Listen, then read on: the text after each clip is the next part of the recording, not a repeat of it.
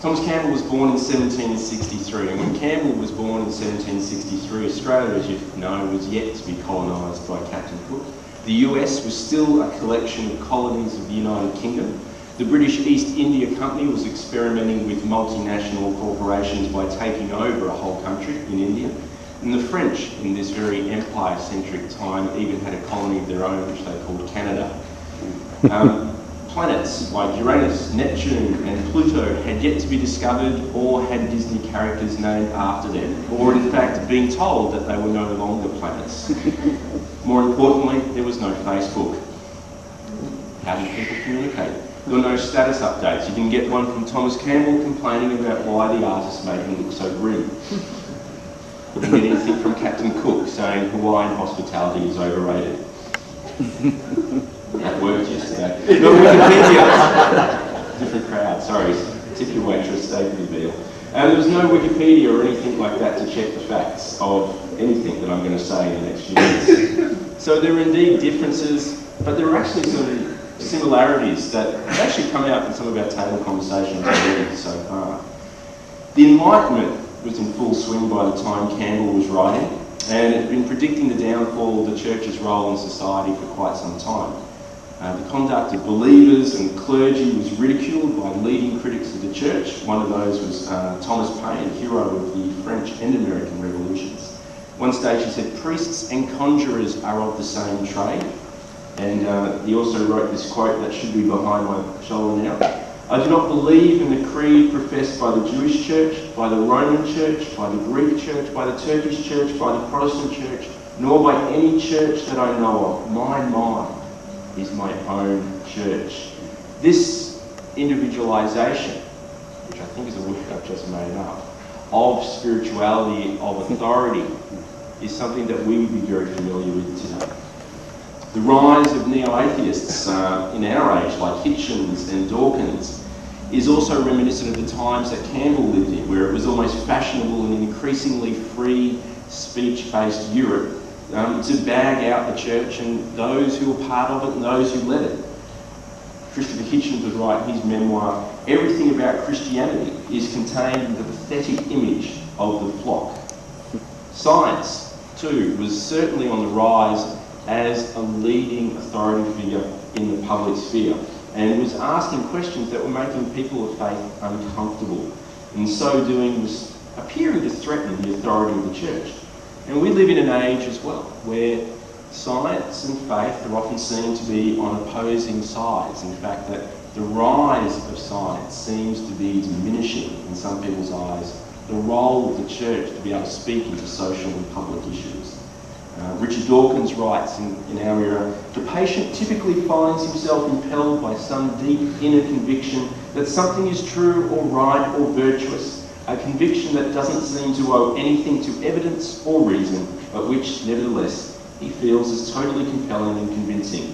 We doctors refer to such belief as faith." In Campbell's time, there was the rise of what we would call emerging leaders.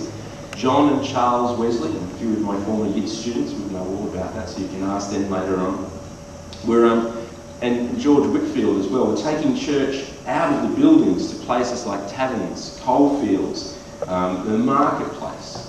And by so doing, we're making the established church very uncomfortable and very reactionary towards them. Some of you may know the story of John Wesley, who, when he went back to his father's church to preach, was told he couldn't preach inside the building, and so did what many pastors' kids wish they did and preached on his father's grave. I don't know, if it wasn't a pastor's kid. And at the same time,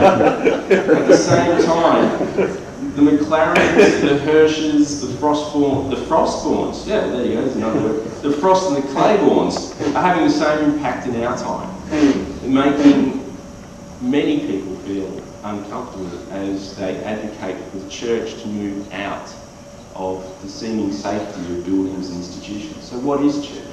What is it? Is it a building? Is it a certain style? Is it a certain ethos? Is it certain words or certain emphases of Jesus? An official and recognised denomination? Or is it the people of God inspired by the Spirit of God, explaining the Word of God in common language? And with each new answer that we come up to those questions, there is a danger that we move further away and split further away from one another. And it's into a very similar context that Thomas Campbell steps in. He was born in what we would now call Northern Ireland. If I was being really creative with this, I would go into an Irish brogue, but the only thing I can say in Irish is to be sure, to be sure, to be sure. And then it sort of descends into a German and then Pakistani accent, which is not going to be helpful to us at all.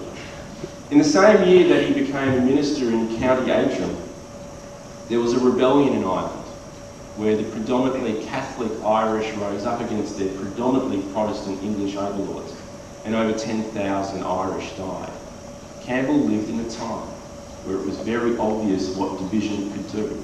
People died for their faith, and people, or their beliefs as well as their faith, and people were even banned from taking up certain positions in society because they were Catholic. David Hume would write, generally speaking, the errors in religion are dangerous, and those in philosophy only ridiculous. Campbell himself tried to get the various sects of the Presbyterian groups in Ireland to work together, but ultimately that failed. Not only were there divisions in major denominations between Catholic and Protestant, for instance, but also within denominations. So he did what many others would do. When the old world seems unchangeable, we abandon it for a new world, for a new frontier, for the wide open spaces of a new world, only hoping that when we arrive in the new world, that the old world hasn't already got there first, which is to some extent what Thomas Campbell found when he emigrated to Pennsylvania in the early 1800s. There he found himself in trouble yet again for offering an open table, for saying that it didn't matter what sort of Presbyterian you were, or if you could take it further, it didn't matter what sort of creed you believed as a Christian, you were welcome to join him at the Lord's table. So, by 1809, when he writes the Declaration and Address, he's probably had enough. He decides that a new world needs a new language to explain concepts that he believes are old but still valuable.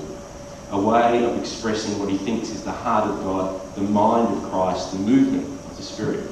And that's where the Declaration and Address, which inspires the movement we know as the Stone Campbell movement, from which Churches of Christ comes from. That's where the Declaration and Address comes from. So what is it? It was basically a call to unity. A call to the restoration of New Testament principles. It was a call to the primacy of Christ over theology, opinions, movements, and human speculation. Now, Campbell didn't plan on having a movement spring out of what he wrote. He was simply speaking out the desires of his heart and what he thought was in unity with God's heart. He didn't envision that 200 years later, a group called Churches of Christ would be running around, emanating from some of his writings. Yet, here we are today. So what would he say to us? In the DNA, the Declaration and Address, he had 13 propositions. And being the minimalist that I am, and having the concentration spanning that I also possess, I'd like to boil that down to 6 questions. Because as the great Brian McLaren, not Brian McLaren, but who is great, by the way, says statements lead to states, questions lead to quests. And today is a bit of a quest for us. So I've got 6 questions that we're going to go through very briefly without any answers. First of all, what frontier are we on the edge of? What old world are we trying to escape? What parts of the old world have followed us indeed and been brought with us? Thirdly, are we formed by Christ and his word, or are we being formed primarily by opinions, theology, and movements? Fourthly, if we are trying to restore New Testament Christianity, are we aware of our biases, the experiences, and the prejudices we bring to our reading and restoration? We're sometimes called a restoration movement. What is it that we think we're restoring? Fifthly, have we settled for being an introspective movement instead of being extroverted pioneers of Christ and his characteristics?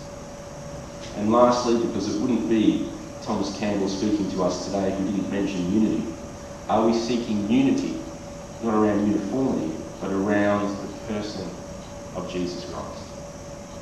Just some questions. You can use them as you will, and I trust and pray that today, like yesterday, It will be a day of good conversations leading to some new thoughts and maybe reframes.